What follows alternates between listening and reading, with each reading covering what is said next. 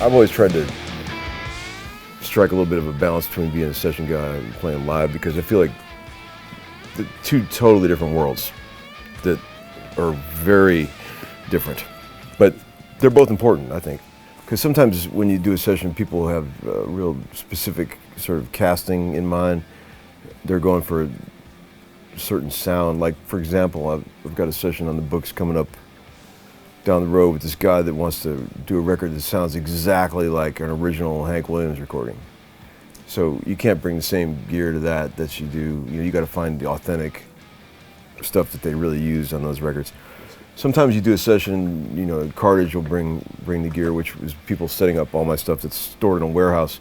And then sometimes when the budget's a bit less, you got to bring your own gear.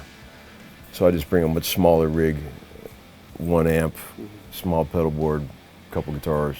But when you do these bigger sessions like the one we're doing now, we have the luxury of having all the big rigs set up. So I've got 4 or 5 amps, and a dozen guitars, and it's nice to have for everyone. It's nice for everyone to have all those options, because any sound that anybody can dream up, you've got it available, right? When you're doing one of these non-Cartage sessions, when you just bring a couple guitars, if somebody wants an electric 12-string or a baritone, you don't have it, right? So you got to have, that's why people have all this stuff, for sessions, because you never know what somebody's going to ask for.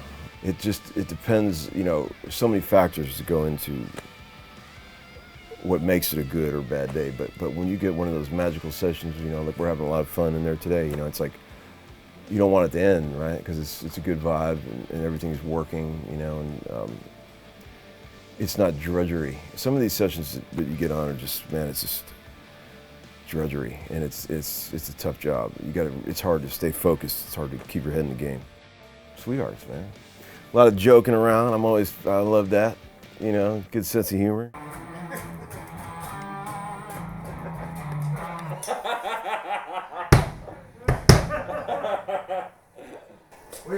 Where's Bird Dog? Can't see you. Where are you? Okay. No, I'm okay. Is it too late to get the amp? You're on the John Lord. It sounded great, man. It's fun to play, because I like the fact that it's open for experiment. It's not like real set. It's a lot of sessions that you do these days are very. You feel like your hands are tied before you even play a note, because people got these demos that they're already in love with, and they don't want to veer too far from that.